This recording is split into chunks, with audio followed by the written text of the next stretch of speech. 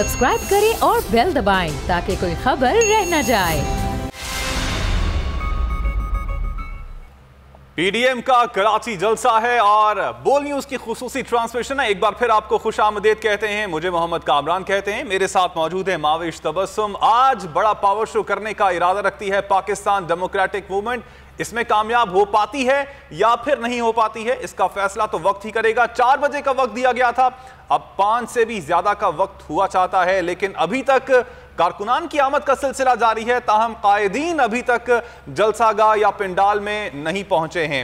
Anyhow security के अच्छे इंतजाम किए गए हैं और उम्मीद यही करते हैं कि कोरोना SOPs को भी मद्देनजर रखा जाएगा। हमारे साथ फैसल अजीज खान और नजीर लगारी साहब मौजूद हैं। फैसल साहब, जब तक ये अफगानिस्तान की सूरत हाल सामने नहीं आई थी, उससे पहले कुछ हलकों में ये बातें भी हो रही थी कि शायद 4 साल बाद इंतखाबात करा दिए जाएं। कुछ समझते हैं कि अब मौजूदा सूरत हाल में ऐसा मुमकिन है और शायद ये उन इंतखाबात की तैयारी है और उसके लिए ये जलसा किया जा रहा है। देखिए, इंतखाबात तो खैर फिलहाल कहीं नज़र नहीं आ रहे। मुझे लगता है कि अपने वक्त पर होंगे। फिलहाल तो यही सूरत हाल है। जो तैयारी वाले मरहले थे, जो एक मशीन बनाई गई थी, उसके जरिए वोटिंग होगी और वो मरहले सारे तय करके इलेक्शन कमीशन ऑफ पाकिस्तान के हवाले कर दिए। वैसे कोई पार्टी भी इस वक्त इलेक्शन मोड में है नहीं। अच्छा। और सबका इंतजार ये है कि अफगानिस्तान के अंदर हुकूमत बन जाए, वहाँ इत्मीनान हो जाए, तमाम चीज़ें ठीक हो जाएं और चीज़ें इसी तरह से आगे बढ़ें। जो PTI की गवर्नमेंट जिस तरह से मोड में है, पीपल्स पार्टी भी इसी तरह से है, लेकिन जो अपनी तंजीम साजी है वो ज़रूर नज़र आ रही है। वो PTI भी कर रही है, वो पाकिस्तान पीपल्स पार्टी भी कर रही है, वो मुस्लिम लीग नून भी कर रही है। तो जो इलेक्शन के इंतखाबात के इन मराहिल की जो इब्तदाई मराहिल हैं उसके अंदर ज़रूर है। लेकिन इस सारे सिनेरियो में जो 3 साल कारकर्दगी वाला मामला हमने पिछले हफ्ते से सुना, 3 साल की कारकर्दगी जिसको PTI ने अपने एक एंगल से बहुत ही शानदार करार दिया, उस पर तनकीद की पाकिस्तान पीपल्स पार्टी ने, मुस्लिम लीग नून ने, और वो सारी सूरत हाल लोगों के जहनों में है। उस 3 साल कारकर्दगी को जहन में रखते हुए लोग अपना माइंड जरूर बना रहे हैं कि आइंदा इनको वोट दिया जाए या नहीं। तो ये जरूर डिस्कशन है। लेकिन इंतखाबात होंगे या इस जलसे से मुताल्लिक कोई ऐसा ऐलान कि मुतालबा कर दें कि दोबारा इंतखाबात हो, तो इनके तो रहनुमा पहले ही कहते रहेंगे हुकूमत को हम टाइम दे रहे हैं, पूरा वक्त पूरा करे, जैसे मरियम साहिबा कहती रही हैं। तो वो इस जलसे के हिसाब से इंतखाबात की कोई डिमांड होना तो समझ नहीं आता, लेकिन हो सकता है ये लोग यू टर्न ले लें। मरियम साहिबा को दावत नहीं दी है, मौलाना फजलुर रहमान साहब या कोई और रहनुमा इस तरह का मुतालबा कर दे, लेकिन उस मुतालबे से ग्राउंड रियलिटीज चेंज नहीं होंगी। ये वक्त चलता रहेगा इसी तरह और इंतखाबात मेरा अपना ज़ाती ख्याल है कि अपने टाइम पर होंगे। सिर्फ एक चांस है कि इमरान खान साहब वक्त से पहले कुछ मैनेजेरियल मैनेजमेंट इस्टेब्लिशमेंट की कुछ डिसीजंस की वजह से चंद माह पहले इंतखाबात करवाने की बात कर दें। कुछ रिटायरमेंट का मामला है, कुछ पोस्टिंग्स का मामला है, वो इसी टीम की मौजूदगी में इंतखाबात में जाने की कोशिश करें, तो वो इमरान खान पे डिपेंड करता है। लेकिन ओवरऑल कोई सिनेरियो ऐसा फिलहाल नजर नहीं आता। सही, चलें लगारी साहब से भी बात करेंगे। सीनियर सियासतदान फारूक सत्तार भी हमें कुछ देर में ज्वाइन करेंगे। अभी पीपल्स पार्टी के रहनुमा कादिर खान बंदुखेल ने हमें ज्वाइन किया, उनसे बात करते हैं। खान साहब, पीपल्स पार्टी PDM का हिस्सा नहीं है, लेकिन आज फिर भी कराची में जलसा हो रहा है। PDM एक बार फिर से सियासी पावर का मुजाहरा करने जा रही है। कैसे देखते हैं आप आज के जलसे के हवाले से? पहले तो अल्हम्दुलिल्लाह हम PDM का हिस्सा नहीं है। गो की PDM की तजवीज़ बिलावल भुट्टो साहब ने दिया था और उन्होंने बनाया है, और फिर आप इनकी लालच और इनकी सोच का अंदाज़ा इस बात से लगा ले कि पूरे पीपल्स पार्टी सिंध हुकूमत ख़त्म करे। और जहां मेरी सीट NA 249, जहां 4 महीने पहले फैसल वाडा साहब को हम डिस्क्वालिफिकेशन की डर से वो छोड़ गए और सेनेट में चले गए, तो उस बेस पे शायद खाकान अब्बासी जो साबिक वज़ीर-ए-आज़म है और मिफ्ता इस्माइल के पार्टनर है, वो यहाँ गली कुचों में घूम रहे थे और बिलावल साहब के पास गए कि मुझे ये सीट दे दो, अपने कैंडिडेट को दस्तबरदार, जबकि मुझे टिकट नहीं मिला था, सिर्फ मैंने जो इलेक्शन फॉर्म है वो भरा था। और फिर जब मैंने एहतजाज किया कि आप तो इस्तीफे दे रहे थे, आप तो सब कुछ छोड़ रहे थे, तो फिर क्या बात है कि आप एक सीट के पीछे मरे जा रहे, जो आपने वैसे इस्तीफा देना है तो आप इलेक्शन में हिस्सा क्यों ले रहे हो? तो उस बेस पे फिर उन्होंने किसके मशवरे से, किसके कहने पे, बड़ा शायद खाकान अब्बासी जिनकी अपनी पोजीशन एक मुलाजिम जैसी है, वो मेरे चेयरमैन बिलावल भुट्टो को शोकास दे रहे हैं। काश ये शोकास मुस्लिम लीग नून को भी देते हैं। काश मुस्लिम लीग नून ने जो पंजाब में सेनेट में जो मुका कर, यानी जिसके खिलाफ आप एहतजाज करे हो, जिस पार्टी के खिलाफ आप एहतजाज करे हो, जिस पार्टी के खिलाफ आप पीपल्स पार्टी को मजबूर कर रहे थे कि अब इस्तीफे दी, जबकि हमारी वो उसूल के मुनाफी थे, क्योंकि उन्होंने ये कहा था हमसे कि मुतफ़क़ा फैसला होगा, अक्सरियत के फैसले की बात नहीं हो रही थी। मुतफ़क़ा फैसला ये था कि पहले जलसे जुलूस होंगे, उसके बाद धरना होगा, और फिर धरने के बाद इस्तीफे की जो ऑप्शन है वो आखिरी में होगा। अब जब इस्तीफे पीपल्स पार्टी ने अपने जो हमारे जो MPM है उनसे तलब किया है, और मुस्लिम लीग नून ने जब तलब किया है, और फिर मुस्लिम लीग नून के 2 इस्तीफे गलती से या किसी शरारत की वजह से स्पीकर कौमी असम्बली के पास चले गए, तो आपको मैं याद दिलाता रहूं कि मरियम बीबी ने कहा था कि ये इस्तीफे जाके इनके स्पीकर के मुंह पे मारे, मुंह पे इन बेचारों ने क्या करना था, वो तो जाके स्पीकर के पांव पड़े कि भाई हमने इस्तीफे नहीं दिए, झूठ है। तो ये सारी सूरत हाल देखी। और फिर एक और मजे की बात बताऊं, फिर जब मिन्नत समाजत करके पीपल्स पार्टी के आप वापस PDM में आ जाए वगैरह वगैरह, तो हमने भी उस वक्त एज ए कारकुन हमने मुतालबा किया है कि सबसे पहले तो आप मेरे चेयरमैन से माफी मांगेंगे, क्योंकि शौकात जो ना किसी मुलाजिम को दिया जाता है, किसी सबऑर्डिनेट को दिया जाता है, किसी अपने बराबर की अपने से ऊपर को नहीं दी जाती है, जो कि एक सियासी एहतियात था। सियासी एहतियात में एक आप हंगामी इजलास बुलाते, और हंगामी इजलास में पीपल्स पार्टी ने अगर गलती की है तो आप जरूर शौकास देते, और फिर शौकास आप मुस्लिम लीग नून को भी देते। और हमने क्या गलती की है, हमने अगर बकौल इनकी हमने वोट मांगे तो वोट तो हम हर किसी को मांगेंगे। आज अदम एतमाद पे जो वोट की ऑप्शन बिलावल साहब ने रखा है, तो हम तो PTI से भी वोट मांगेंगे, हम MQM से भी मांगेंगे जो कि गवर्नमेंट में है।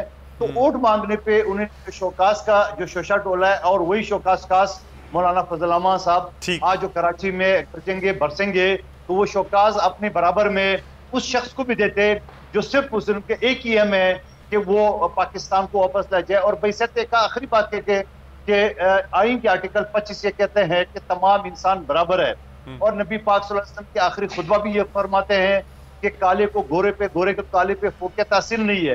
तो फिर क्या बात है, शकल चोर, एक बकरी चोर जेल में सड़ रहे हैं, और एक महाराजा अदालतों से और आला अदालतों से सजा याफ्ता होके और वो लंदन में कॉफी पी रहे हैं। तो ये सारा ड्रामा वही है।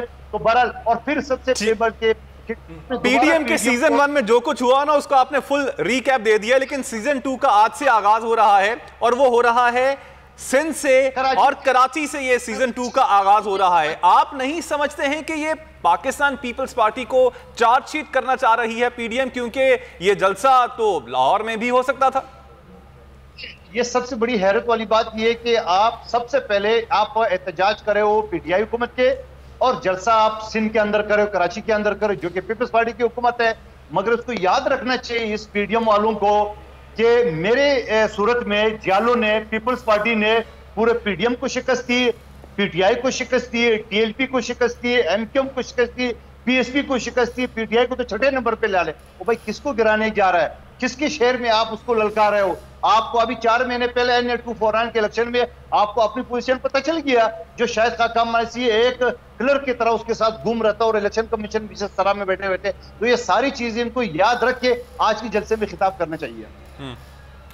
चलें, ठीक है। कादिर खान मंदोखेल तो हमारे साथ मौजूद ही रहेंगे। लगारी साहब, आपकी जानिब भी आना चाहूँगी। सत्तार साहब ने भी हमें ज्वाइन कर लिया है, सीनियर सियासतदान है फारूक सत्तार साहब। फारूक सत्तार साहब, आज जो मुल्की सियासत है उसका रुख कराची की जानिब है। कराची में आज जलसा होने जा रहा है।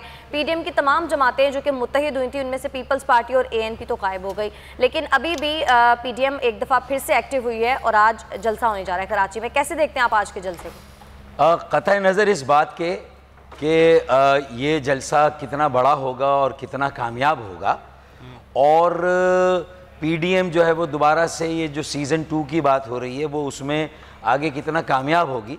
लेकिन सिंध में और कराची में ये जलसा हो और पीपल्स पार्टी को माइनस करके हो, तो पीपल्स पार्टी को इतना ज़रूर समझना चाहिए, ये मैसेज तो मैं समझता हूँ ज़रूर जाएगा कि जो गुज़िश्ता 13 सालों का बिला शिरकत गैर है, उसका इक़्तिदार का खुमार है, उसको एक झटका ज़रूर लगेगा।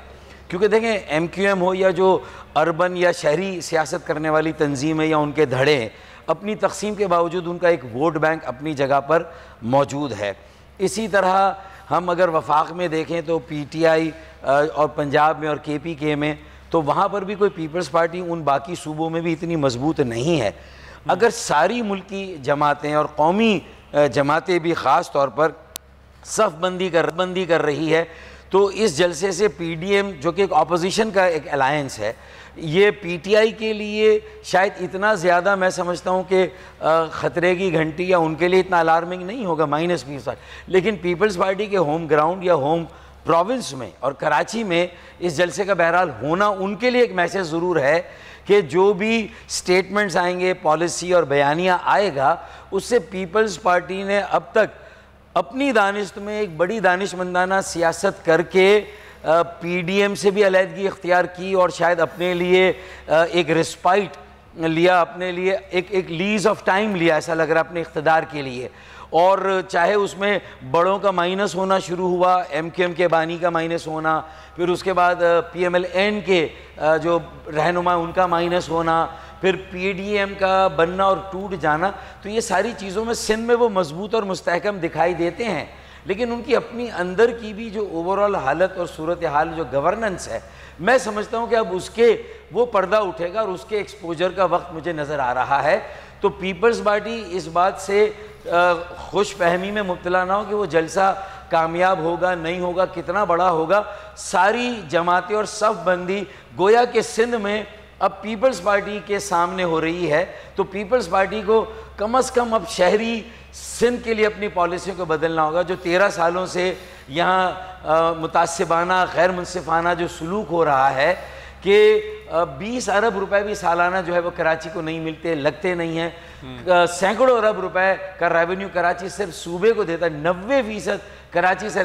K4 2008 में हमने वो मंसूबा बनाया, उसकी फिजिबिलिटी मुकम्मल की, लेकिन उस पर अब तक अमल दरामद शुरू नहीं हुआ। 30 से ज़्यादा अरब रुपए खर्च हो गए, सिर्फ डिज़ाइन बन रहे हैं, कंसल्टेंसी हो रही है, ऑफिसेस खुल रहे हैं, गाड़ियाँ ख़रीदी जा रही हैं और पानी किसी और जो है वो हाउसिंग स्कीम को जो है वो दे दिया जाता है और कराची का पानी जो पहले से मौजूद है वो भी काट दिया जाता है। तो ये सारी सूरत हाल को लेके फिर सर्कुलर ट्रेन का मंसूबा कब से रद्दी की टोकरी में पड़ा हुआ है। तो ये सारी बातें भी कि काश ये पीडीएम में जो कौमी जमातें हैं या जो मजहबी जमातें हैं उन्हें कराची को कुछ ओनरशिप देनी चाहिए और कराची के लोगों के साथ खड़ा होना चाहिए और ये बताना चाहिए कि कराची जो दारुल खिलाफा है सूबाई हुकूमत का, सिंध का, उसके साथ क्या सलूक किया है पाकिस्तान पीपल्स पार्टी ने, ये बेहतरीन एक्सपोजर होगा। जो सलूक पीडीएम और उनकी जमातों के साथ हुआ वो अपनी जगह, लेकिन हमारे साथ तो मुसलसल जब पीडीएम में पीपल्स पार्टी थी और जब नहीं थी, जो सौतेली माँ से भी बदतर सलूक हुआ है और रोज़ाना दूध देने वाली गाय को काटा जाता है, यहाँ लावा पक रहा है। ये तो फिलंथ्रॉपी है, खैराती काम है और कई समाजी फलाही तंजीमें काम कर रही हैं। ये लिड पड़ी हुई है, वरना ये कहीं से भी ये लावा फटेगा, पानी की कमी पर फसादात, लसानी फसादात होंगे और इसी तरह मैं समझता हूँ कि फिर लोगों के दिलों में यही बात आएगी कि हमारे पास अल्टरनेट क्या है। तो ये सूबा ना एमक्यूएम बना सकती है ना शहरी सिंध की सियासत करने वाले। मुझे लग रहा है कि उसकी जो राह हमवार कर रही है वो पीपल्स पार्टी खुद कर रही है। अब कौम परस्तों को समझना है, मेरे सिंधी बोलने वाले बहनों भाइयों बेटे बेटियों को समझना है कि हम उनके दुश्मन नहीं, हम उनके खिलाफ नहीं हैं।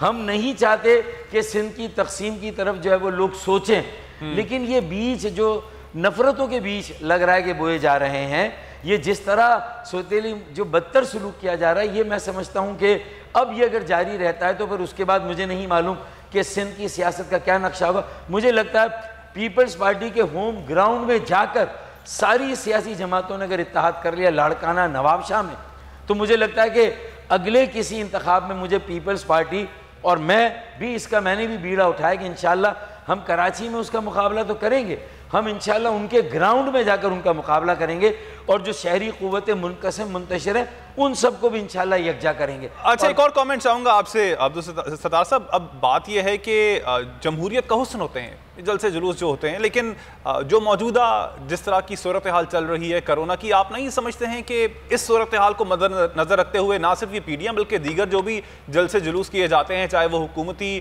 तरफ से किए जाएँ या फिर अपोजिशन जो जमातें हैं वो करें, इनको कुछ टाइम के लिए मनसूख कर देना चाहिए?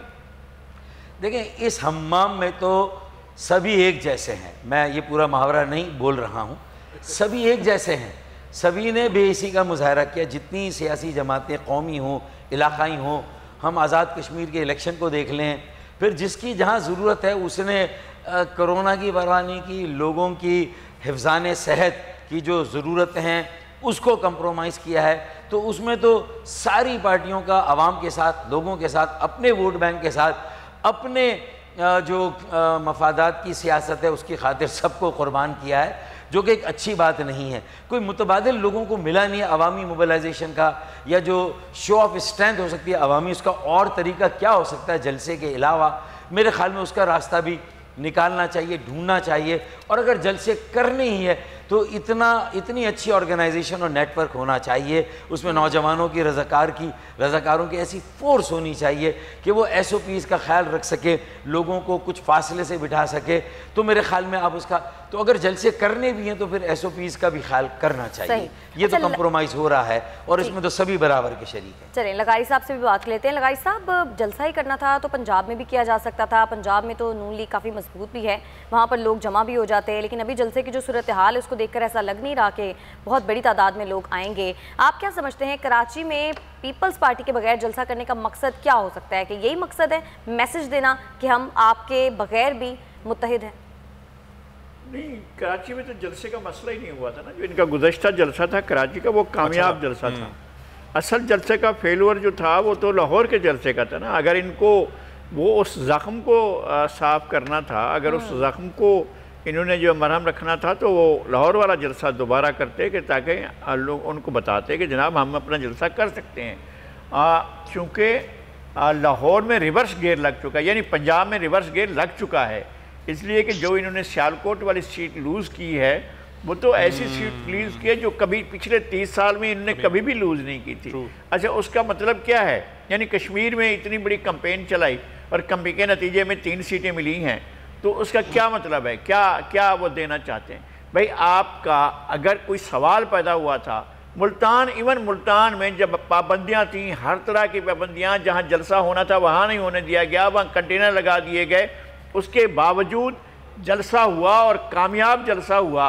तो मुल्तान भी कामयाब हो गया, वहाँ भी आपको ज़रूरत नहीं थी। पेशावर में, कोयटा में आपका जलसा लाहौर में पिटा था तो लाहौर में जाए ना। गुजरांवाला भी कामयाब हो गया था, अब लाहौर में जाते और कहते जी हम वहीं ग्रेटर इकबाल पार्क में वैसा ही जलसा दोबारा कर रहे हैं ताकि हुकूमत को ये बताएं कि हमारी पब्लिक फॉलोइंग कम नहीं हुई है। यहाँ तो जलसा जो है वो कराची का कामयाब हुआ था। अब आप जो जलसा कर रहे हैं, एक तो उस ग्राउंड से आधा ग्राउंड है, और दूसरा ये है कि आपने एक बड़ा सेगमेंट जो है छोड़ दिया है, ख़वातीन जो हैं जलसे में ना आए, इसको छोड़ दिया है।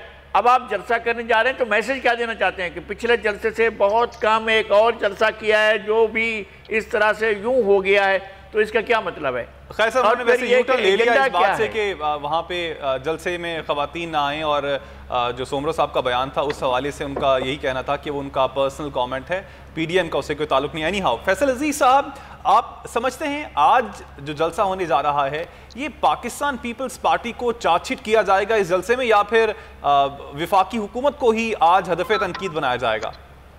देखिए, एक तो सीज़न 2 के मकसद का पता नहीं है, उन्होंने बताया भी नहीं है। उन्होंने कराची के पार्टीज़ को दावत भी नहीं दी है जो पीपल्स पार्टी के ऊपर हमला आवर हैं उनकी कारकर्दगी के हवाले से, और ख़तरनाक हद तक है मुत्तहिदा कौमी मूवमेंट और PSP और डॉक्टर फारूक सत्तार साहब की भी पार्टी, ये सब PTI ऑल्सो, लेकिन किसी को भी उन्होंने दावत नहीं दी।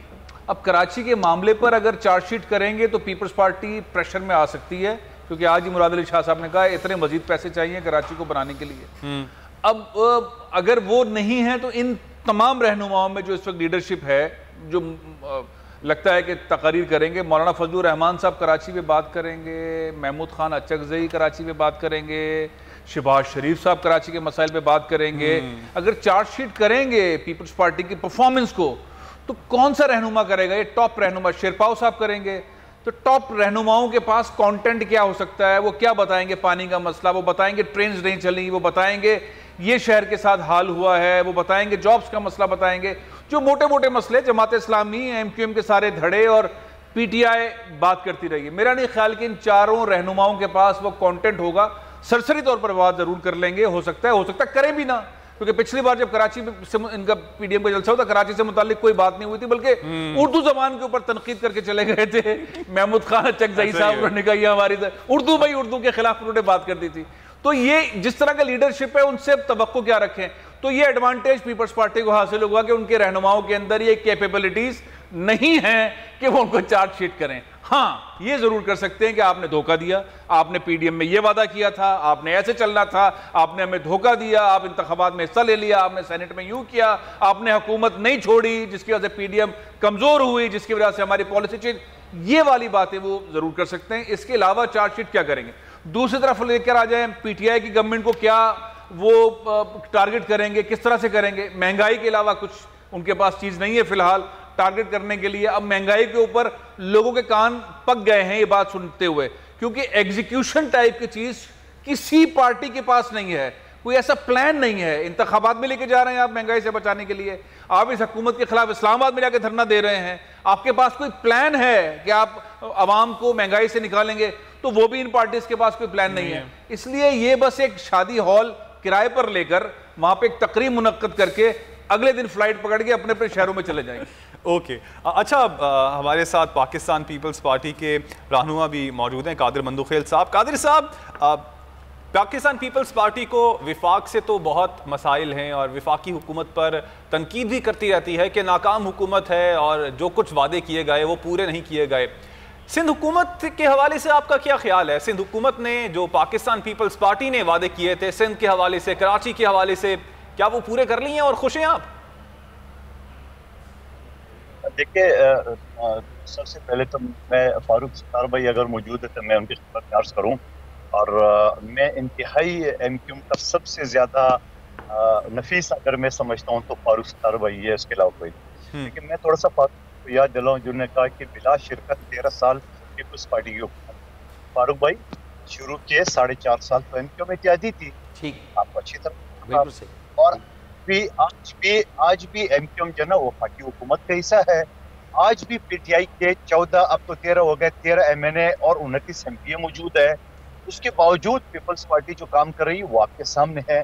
पानी की जो सूरत हाल है कि 4 मनसूबा फारूक भाई से बेहतर कोई नहीं जानता है कि सूबे ने अपने हिस्से का पानी की, वफाक ने अपने हिस्से का पैसा नहीं दिया है, तो आज भी इल्तवा का शिकार है। अभी मैं वज़ीर आला सिंध की एक तकरीब हमारे कचहरी मुनक़्क़िद हुई थी, वहाँ होता हुआ आ रहा हूँ, अब मैं अपने हल्के में हूँ, तो मैं समझ रहा हूँ कि ये जिस हल्का मेरा बल्दिया टाउन एहतियात टाउन है, ये एमक्यूएम के दौर में कंट्राक्ट था। आज जो मुस्तफा कमाल साहब मेरे मुकाबले में खड़ा हुआ और वो चौथे नंबर पे आ गए, तो उसकी वजह ये कि लोगों ने कहा जब आप मेयर थे तो आपने क्या किया, क्योंकि और फिर फारूक सत्तार भाई ने एक और बात की है कि टोटल 20 अरब रुपए सालाना मिलते हैं कराची को। तो मैं फारूक भाई की खिदमत में अर्ज करूँ, सिर्फ बल्दिया टाउन की जो डीएमसी है, जो डीएमसी वेस्ट, को 22 अरब रुपए 4 साल में मिले, और फिर उसके बाद 55 अरब के लगभग जो ना वो मिल रहे हैं इसको मेयर कराची को, डीएमसी को। यानी अगर ये टोटल मिला के खरबों रुपए बन जाता है। मैं उन सारे खरबों के हिसाब में मैं सिर्फ इनसे पूछा कि आपने कराची का मसला किए और आपने उन इलाकों में काम किया, मैं एमक्यूएम की बात कर रहा हूँ, जहाँ उनके अपने वोट बैंक थे, जहाँ पीपल्स पार्टी के, एएनपी के, जमीयत के, दूसरी पार्टी के, वहाँ उन्हें काम नहीं किया जब भी कंडक्ट। और फिर सबसे बढ़कर अगर पीपल्स पार्टी काम नहीं किया है तो पीपल्स पार्टी ने काम नहीं किया तो 33 साल बाद मेरे हल्के में अभी जो ज़मीनी इंतखाबात हुआ, पूरे पाकिस्तान में इससे ज्यादा खतरनाक और टफ इलेक्शन हो नहीं सकता है, क्योंकि पंजाब में 1 to 1 था, बलूचिस्तान पख्तूनख्वा, ये कराची का वाहिद हल्का है जो पीडीएम की 11 या 10 जमातें मध्य मुकाबिल थी। यहाँ पे एमक्यूएम थी, यहाँ टीएलपी का एमपीए मौजूद है इस वक्त भी, यहाँ पीटीआई का एमपीए भी मेरे साथ मौजूद है, यहाँ एमक्यूएम का एमपीए भी मौजूद है। और यहाँ पे सबसे बढ़कर जो शिकस्त दी है पीपल्स पार्टी ने तमाम जमातों को, वो आपके सामने है। तो क्या ये सारी जमातें मिल के जब एक कादिर खान मंदोखेल का मुकाबला नहीं कर सके पीपल्स पार्टी के कारकुन का, तो वो सिंध हुकूमत की क्या मुकाबला करेंगे? आज आप देखेंगे जलसे जुलूस होंगे, टाई फिक्स खत्म हो जाएगा। इनका एक ही एम है, मौलाना साहब जो है ना वो शरीफ रादान के चक्कर में आ चुका है, और उनका एक ही एम है कि वो मरतबा अदालतों से सजा याफ्ता होके वो बाहर चले जाते हैं और वापस आ जाए। 75 तरीके से 1 महीने टाइम होता है अपील का। पिछली मरतबा भी 6.5 साल बाद मंजूर हो, फिर सजा याफ्ता हो गया और जहाज में चला के इसी पीटीआई की हुकूमत ने उसको रवाना कर दिया, और वहां से वो कॉफी शॉप और शादियां वो आपके सबके साथ। सवाल ये है कि अगर डिलीवर किए हैं तो पीपल्स पार्टी ने किए, और उसका जिंदा सबूत मेरा इलेक्शन NN249 है आपके सामने। बाकी पीपल्स पार्टी को NFC अवार्ड के जरिए 200 अरब से ज्यादा वक्त भी शॉर्टेज है, फंड नहीं दिए गए। पीपल्स पार्टी जो काम कर रही है, जो कि सिटी गवर्नमेंट का काम था, वो पीपल्स पार्टी कर रही है, इससे पहले भी करती आ रही थी। और फिर फारूक सत्तार साहब एमक्यूएम का हिस्सा रहे, तो ये मुझे बता दो कि आपने 40 साल हुक्मरानी की है पाकिस्तान की तारीख में, 14 साल का गवर्नर आपका रहा है, तो आपने क्या किया ये आपके सामने है।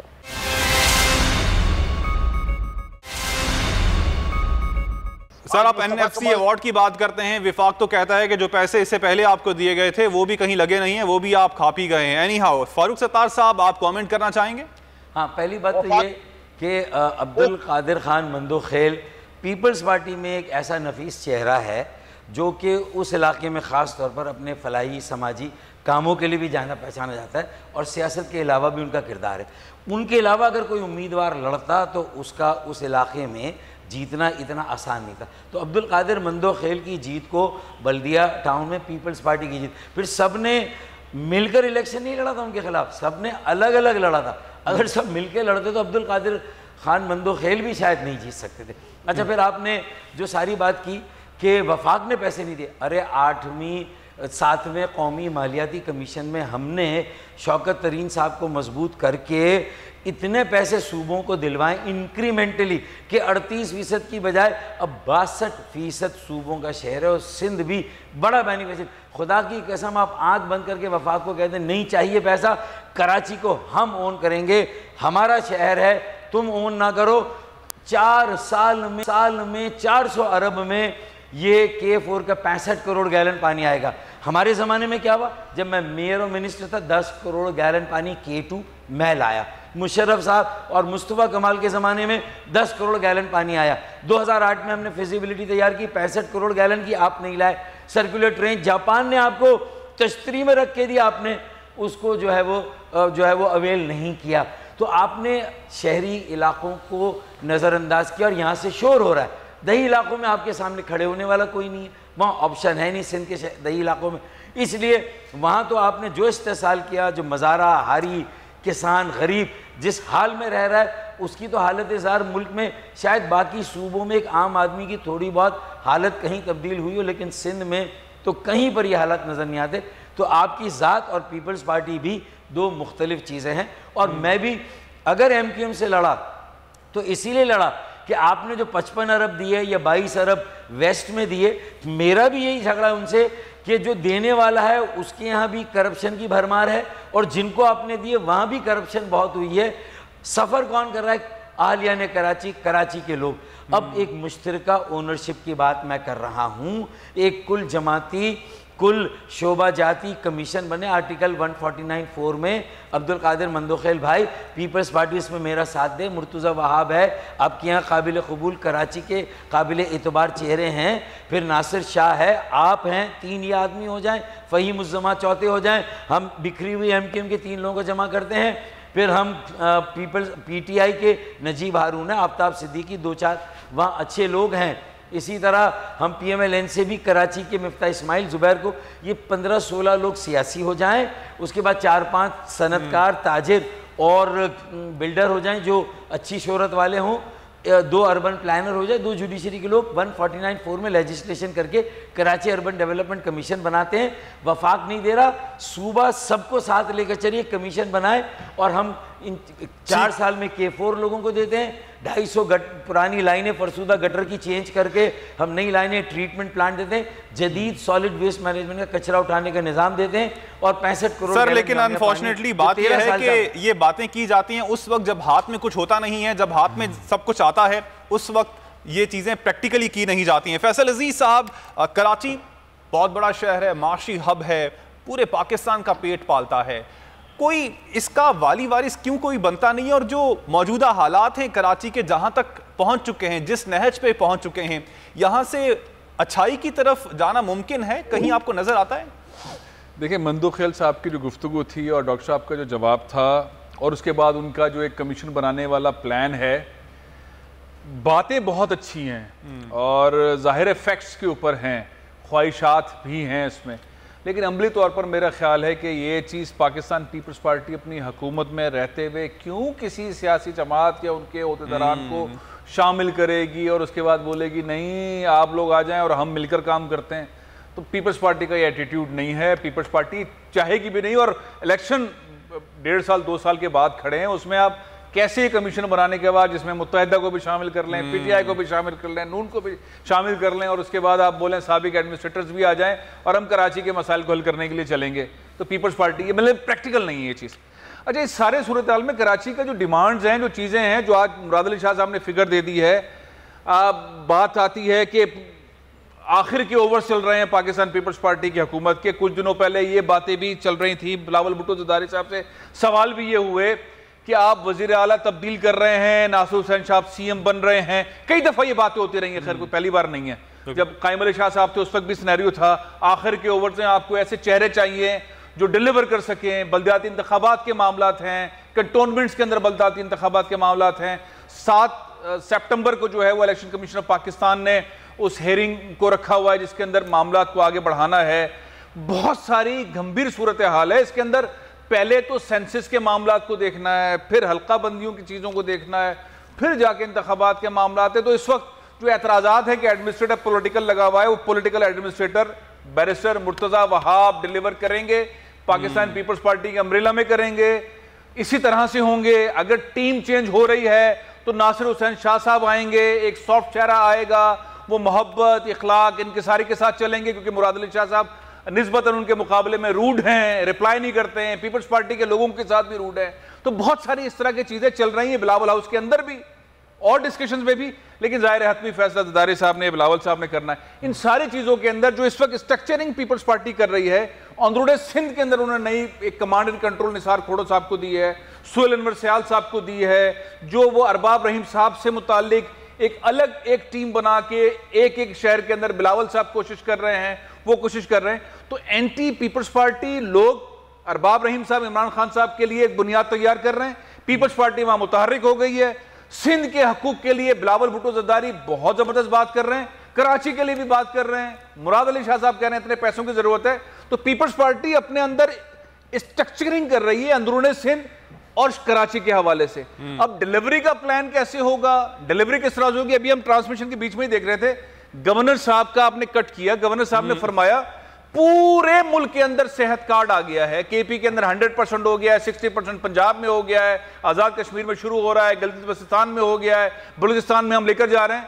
लेकिन उन्होंने कहा सिंध हुकूमत क्यों नहीं शुरू करती। तो ये जो डिलीवरी है लोगों के लिए, इसका मुकाबला है, और इसके मुकाबले में बिलावल साहब अब अपना कप्तान बदलेंगे या इसी कप्तान के साथ जाएंगे। इमरान खान साहब ने सिंध के अंदर अरबाब रहीम साहब को, जो साबिक सीएम है, उनको लगा दिया है, वो परफॉर्म करेंगे। गवर्नर साहब ने गियर चेंज किया हुआ है, वो डिलीवर करेंगे। और सबसे अहम, अगर नासिर हुसैन शाह साहब को चांस मिलता है सीएम का, तो वो जहन में होना चाहिए वो एक दफा मेयर रह चुके हैं, और वो पीपल्स पार्टी के मेयर नहीं थे सक्कर के अंदर, दूसरा काफ लीग के मेयर थे, दूसरा वो अली मोहम्मद महर के टाइम में डी फैक्टो वजीर आला रह चुके हैं, यानी कि वो टप्पी साहब वाला रोल जो है वो कायम अली शाह साहब के दौर के अंदर वैसा वो अदा करते रहे। लेकिन हतमी तौर पर चीजें आगे बढ़नी है। इस सारी सूरत हाल में नई स्ट्रक्चरिंग पाकिस्तान पीपल्स पार्टी की देखते हैं वो क्या डिलीवर करेगी अंदरूनी सिंध में और शहरी। पॉइंट आ गया आपका, आप ही का पॉइंट मैं लगारी साहब के सामने रखना चाहूंगा। लगारी साहब, समझते हैं आपके सिंध में टीम की तब्दीली ही सिंध के हालात में तब्दीली का बाइस बन सकती है? मेरे ख्याल में हमें एक दो चीज़ें समझनी हैं, ख़ासतौर पर कराची के तनाजुर में।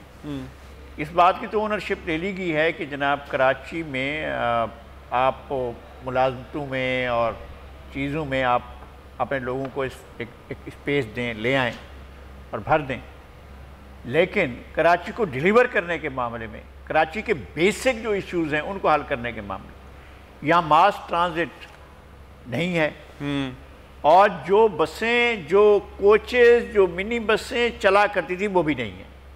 अब लोगों को कहा गया है कि अपनी मदद आपके तहत, और वज़ीर आज़म ऐलान करते हैं बड़ा कि जनाब लोग बड़ी की बाइक ख़रीद रहे हैं, लोग बाइक ख़रीद रहे हैं ताकि बीवी को, 3 बच्चों को, एक बड़े बच्चे को, एक छोटी बच्ची को वो साथ बिठाएं, आगे पीछे टायर पर जहाँ वो कमेंट आया था कि सबसे ज्यादा मोटरसाइकिलें इस बार खरीदी गई हैं, तो नीचे किसी ने कमेंट किया हुआ था फेसबुक पे कि ये लोग गाड़ियां बेच के मोटरसाइकिलों पे आए हैं। जी हाँ, ऐसा हुआ है। लेकिन ये कि अब आप कम्युनिकेशन कैसा होता है, आप कभी सड़कों पर जाकर देखें, अगर किसी आप बस पर या मिनी बस पर अगर कहीं नजर आए, आपको आप पहले होता था कि कराची में अगर आप मिनी बस देखना चाहते तो आपको एक नज़र में 10 मिनी बसें नज़र आ सकती थी। अब आप 10 मिनट में भी एक मिनी बस नहीं देख सकते हैं। यह सूरत है, और जो नज़र आएगी उसके ऊपर इतने ज़्यादा होते हैं कि आप एक मिनी बस में जितनी गुंजाइश हो सकती है उससे कम से कम 5-6 गुना ज़्यादा अफराद छत पर, पैदान पर, इधर उधर लटके हुए नज़र आएंगे, और हादसात भी होते हैं, लोग मारे भी जाते हैं, और ये रोज़ का मामला है। हमारे यहाँ मास ट्रांजिट का मसला हल नहीं हुआ, पानी का K4 का मसला इतना पुराना वो है, वो उस पर कोई अमल नहीं हुआ है, और जहाँ पानी मौजूद है वो पानी डिस्ट्रीब्यूट हो रहा है और ऐसी जगहों पर जा रहा है जहाँ पर अलग आपको इंतज़ाम करना चाहिए था, वो भी नहीं हो पाया है। आप अब यहाँ पर आप सीवरेज का इंतज़ाम देखें, टोटल फेलुअर है। अच्छा, फिर और मसला है, डॉक्टर फारूक सत्तार साहब जो तजावीज़ दे रहे थे कि फलां लोग मिल जाएं, तो ये क्या करेंगे? आपके पास इतने कंटोनमेंट बोर्ड हैं, उनकी नुमाइंदगी कौन करेगा? इतने जो डिफेंस के पास अपने रेजिडेंशियल सारे के सारे प्रोजेक्ट्स हैं, आप कारसाज से चलें और वहाँ तक चले जाएं, आखिर तक चले जाएं, इधर आएँ और इस तरफ को सारे, तो यहाँ पर कौन रिप्रेजेंट करेगा? फिर डिफेंस के अंदर क्या होगा, क्योंकि पिछली बार तो डिफेंस डूब गया था। तो ये सारे मामलात अगर आप करना चाहें, पहले तो शहर को एक शहर बनाए ना। अगर 10 एजेंसियां लैंड कंट्रोल करती होंगी या 12 एजेंसियां लैंड कंट्रोल करती होंगी और वहाँ पर उसके वसाइल को भी इसी तरह वो करते होंगे, तो फिर आप कराची के मेयर को, जिसके पास मेरे ख्याल में 40% लैंड होल्डिंग भी नहीं है, और उसको कहें कि जनाब पूरे शहर के मसाइल जाकर हल करो, वो तो नहीं कर सकेगा। आप जो कुछ भी करना चाहें नहीं कर सकेगा, उसके पास ऐसी कोई कैपेसिटी भी नहीं है और उसके पास इतनी इस्तात भी नहीं होती। अच्छा, फिर आप देते हैं अपने मुंतखब अरकान को, PTI ने दिए हैं, अपने MNAs को अरबों रुपए दिए हैं, भाई वो कहीं तो लगे होंगे ना यार। पीपल्स पार्टी ने 10 अरब लगाए थे, आज तक हम कहते हैं कि भाई बहुत कमाल किया था, वो भी इस हुकूमत में नहीं, इससे पिछली हुकूमत में सैयद मुराद अली शाह ने कुछ ठीक कर दिया था शाहरा फैसल को, और कुछ ठीक कर दिया था यूनिवर्सिटी रोड को, सपूरा गोट के आसपास के इलाकों को, तो ट्रैफिक ठीक हो गया। अगर आप 10 अरब के हिसाब से भी लगाते जाते शहर में, तो भी मेरे ख्याल में बहुत को डिलीवर होता, लेकिन नहीं किया गया, और नहीं शहर में कोई डेवलपमेंट नहीं हो सकी है। कराची को जब तक पीपल्स पार्टी या जो भी पार्टी हो, यानी इस मुल्क की कोई भी सियासी जमाती, जब तक फुल ओनरशिप के साथ वो अगर उनके मसाइल का हल तलाश नहीं करेगी, तो मसाइल यूं ही रहेंगे। और फिर अगर ये किसी गाय को आप कितना देर घास दिए बगैर उससे दूध लेना चाहेंगे, तो ये आपकी अपनी वो है। अगर आप समझते हैं कि इसको बगैर मसाइल इसके हल किए बगैर हम कराची से इसी तरह से दूध लेते रहेंगे, तो मेरे ख्याल में ये आपका खाम ख्याली है और चीज़ें ख़राब होती जा रही हैं। आपके इंडस्ट्रियल एरिया के जो वो हैं धमाके, वो आपने देख लिए हैं, दरवाजे बंद हैं, रेजिडेंशियल एरिया में फैक्ट्रियां लग रही हैं और लोग दरवाज़ों से नहीं गुजर सकते, लोग मौत को कबूल कर रहे होते हैं, उनकी ज़िंदगी ख़तरे में होती है। इस तरह के हालात हैं शहर के अंदर। तो शहर के मसाइल को हल करने के लिए पाकिस्तान पीपल्स पार्टी को आना होगा, ओनरशिप देनी होगी शहर को। ये नहीं है कि आपने मुर्तज़ा वहाब साहब को बना दिया और सिंध हुकूमत एक प्रोजेक्ट ला रही है अपना, इसमें शायद KMC भी शामिल हो। डॉक्टर फारूक सत्तार साहब, आपकी नॉलेज के लिए कि सखी हसन को से आगे जाकर मंगोपी रोड से मिलाने के लिए एक फ्लाईओवर बनाया जाए, यानी J ब्लॉक और उसके बाद T ब्लॉक, उसके बाद जो है आप 14 सेक्टर, फिर नुसरत भुट्टो कॉलोनी, फिर अब्दुर्रहमान गोट, फिर मियाँ वाली कॉलोनी, इन तमाम की इकनॉमी को बर्बाद करके डायरेक्ट एक रोड वहाँ ले जाया जाए, वहाँ पहुँचाया जाए, ताकि जो छोटी सी आबादी है वहाँ तक ये पहुँचाया जाए। ये ला रहे हैं, यानी सिंध गवर्नमेंट इसके ऊपर काम कर रही है। ये फ्लाईओवर जो होगा वो तरक्की का मनसूबा नहीं होगा, बर्बादी का मनसूबा होगा। ये बर्बादी का मनसूबा लाने के लिए तो बहुत ईमानदारी से काम कर रहे हैं। मुझे ये समझ में नहीं आ रहा है कि पाकिस्तान पीपल्स पार्टी क्या करने जा रही है। सही। अच्छा फारूक सत्तार साहब, अभी लगाई साहब ने जिन तमाम मसाइल की बात की है, कराची के तमाम मसाइल, आप क्या समझते हैं इनका हल किसके पास है और कैसे मुमकिन है इनका हल निकालना? देखिए, मसाइल को 2-3 तरह से तकसीम कर लेना। एक मसला तो सियासी पोलराइजेशन का है, एक खला है इस वक्त। PTI भी उस तरह से अपनी ऑर्गेनाइजेशन और जड़ें नहीं कायम कर सकी यहाँ पर, और फिर यहाँ का जो इंतज़ामी नज़्म व नस्क है उसका क़ानून भी मल्टीपल कसीरुल इदारियाती शहर है, वफाकी एजेंसियां भी काम कर रही हैं, defence, DHA, cantonment board, civil aviation है, स्टील मिल्स है, PWD है, हाउसिंग एंड वर्क्स है। इसी तरीके से मकामी सिर्फ जो है वो लोकल KMC DMCs है, water board, master plan, building control, solid waste management, ये भी तकसीम है और ये सूबे के पास है। जबकि कम से कम ये सारे इदारे सॉलिड वेस्ट, पानी, निकासी आप, मास्टर प्लान, बिल्डिंग कंट्रोल, ये सब मकामी हुकूमत के। तो ये इसके लिए तो एक छाता, एक अम्ब्रेला में सारी चीज़ों को आना चाहिए। तो जो 2013 का कानून है वो आइन से मुतसादिम आर्टिकल 140 है। मेरी एक पिटीशन है, वहाँ मुकदमा केस है, सुप्रीम कोर्ट उसको सुनकर फैसला करे, वफाकी हुकूमत, सूबाई हुकूमत सब मिलके उसका फैसला करवाए। MQM भी मेरा साथ दे और वज़ीर आज़म और असद उमर ने भी अब पिटीशन डाली है। दूसरा, क्या हम शहरों को डायरेक्ट फंडिंग करें, क्योंकि मरकज़ से आर्टिकल 160 के तहत जो कौमी मालियाती कमीशन बनता है, सिर्फ मरकज़ से सूबों को पैसे मिलते हैं और सूबे जिस जंगल का बादशाह है, अंडा दे बच्चा दे वाली बात है, किसी शहर को पैसा दे किसी को ना दे। लाड़काना में 90 अरब लगाए लेकिन वो भी ना लगाए, कराची में 20 के चले, मैं अब्दुल कादिर मंदोखेल की बात मान लेता हूँ, 40 अरब लगाए होंगे लेकिन वो भी कहाँ लगे, कैसे लगे। ये फ्लाईओवर, शाहराह फैसल, यूनिवर्सिटी रोड, ये मसले का हल नहीं है।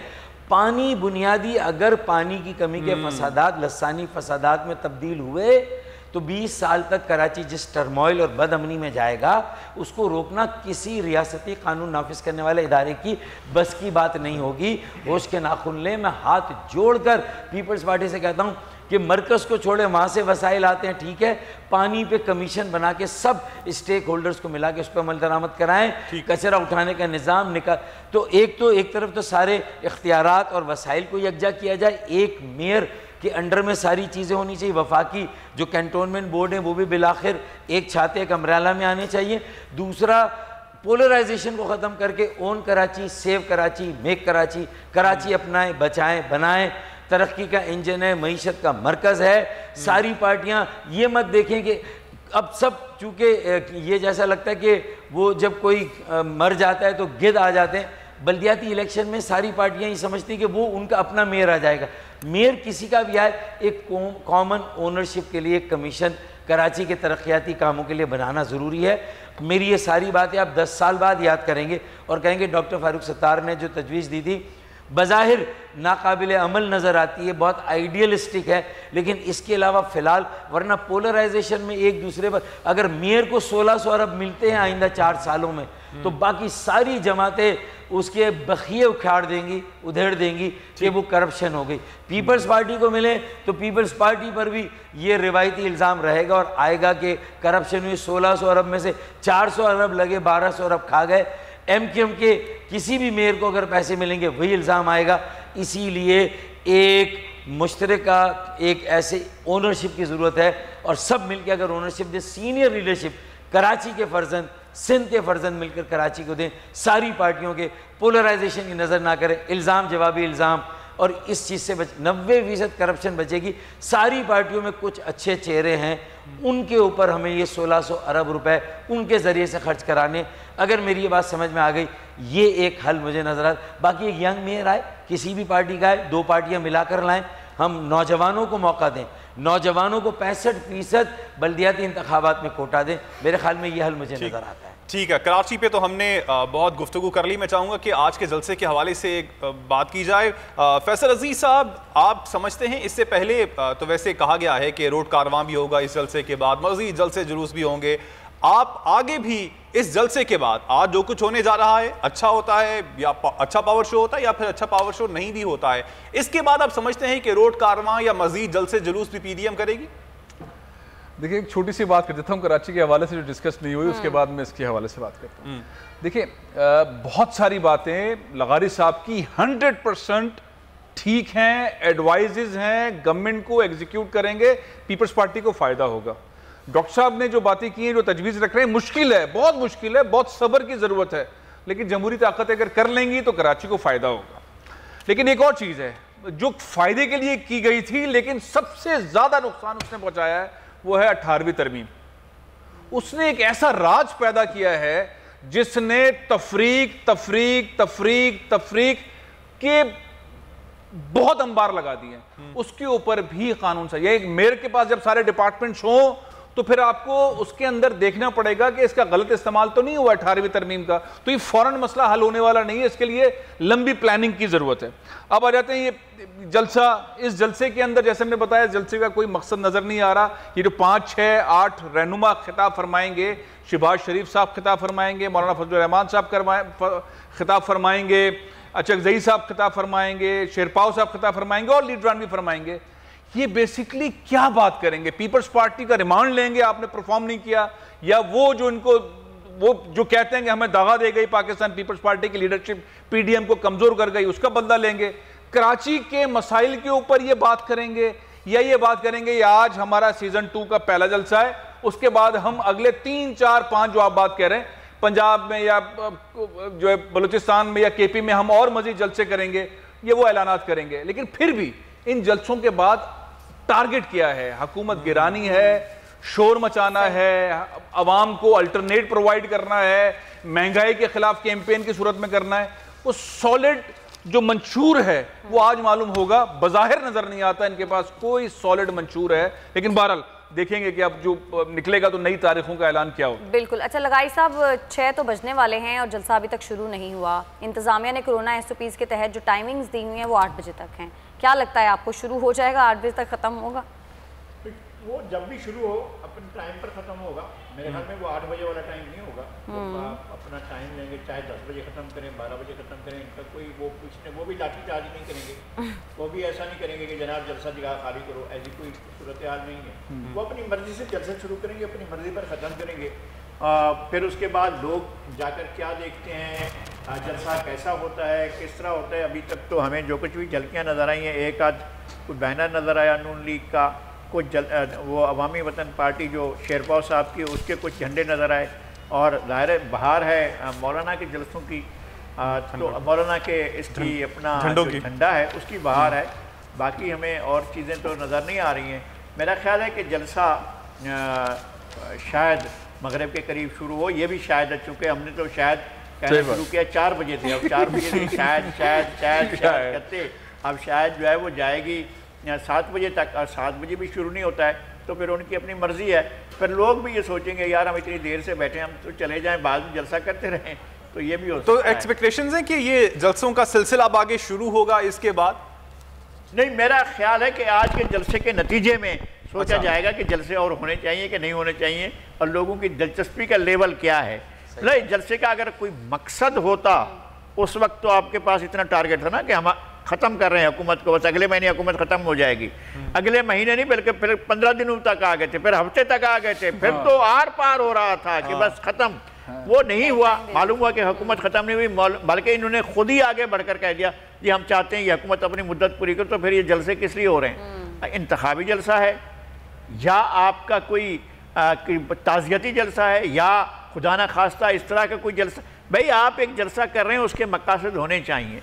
अगर ये मकासद मुतय्यन नहीं, अच्छा चलें ठीक है, कराची के शहरियों को हकूक़ दिलाने का आपका प्रोग्राम है, इसलिए आपने जलसा किया है, तो फिर आपने कराची की लीडरशिप को, कोई भी है किसी भी पार्टी में, आप उनको मदऊ करते, आप कहते चले जाते, आप उनके पास कुछ लोगों के पास ताज़ियत के लिए गए, वैसे भी चले जाते, आप कहते कि जनाब आप आइए हमारे जलसे में शरीक हों और आप जो भी इशूज़ हैं वो सामने रखें, तो भी समझते हैं हम कि यार सीरियस बात है, बहुत अच्छी संजीदा बात है।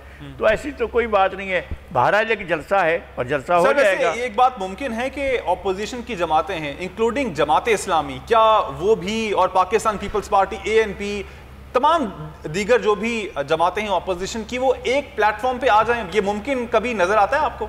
नहीं, मेरा ख्याल है कि नहीं है ऐसा।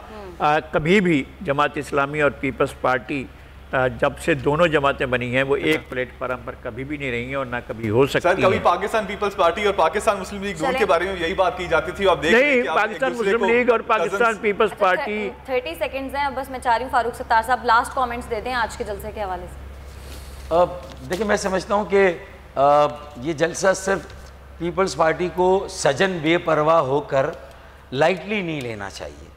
उनके बगैर भी अगर कराची में उन्होंने ये फैसला किया और जलसे कर रहे हैं, उनके पास कोई बहुत ऐसा कौमी एजेंडा, उसको वो कराची और सिंध के साथ कैसे मिलाकर, कौन से मकासद है जिसके लिए जलसा कर रहे हैं, कितने वो कामयाब होते हैं नहीं होते हैं, मुस्लिम लीग कम से कम कराची में 2015 के बल्दियाती इंतखाबात में MQM के बाद दूसरे नंबर की जमात थी, तो इतना वोट बैंक उनका है। JUI फजलुर रहमान साहब के मदरसों और उनके जो फॉलोअर्स और जो मजहबी एक यहाँ अंसर है वो सपोर्ट जलसों में ज़रूर नज़र आती है, लेकिन फिर वोट बैंक या जो बैलेट बॉक्स में जो चीज़ जाती है वो PMLN की वहाँ जाती है। तो उनकी मौजूदगी वहाँ इलेक्टोरल पॉलिटिक्स में है, वो किस तरफ जाएगी कराची में और सिंध में किस तरह सिंध की पॉलिटिक्स के साथ इंटरप्ले आने वाला वक्त बताएगा। फारूक सत्तार साहब, मुझे क्लोजिंग का कहा जा रहा है। बहुत शुक्रिया फारूक सत्तार साहब आपके वक्त का, फैसल अजीज साहब आपका शुक्रिया, नज़ीर लकारी साहब आपका शुक्रिया, मुझे मोहम्मद और माविश तबस्सुम को दीजिएगा इजाजत। अल्लाह के बाद सब्सक्राइब करें और बेल दबाएं ताकि कोई खबर रह न जाए।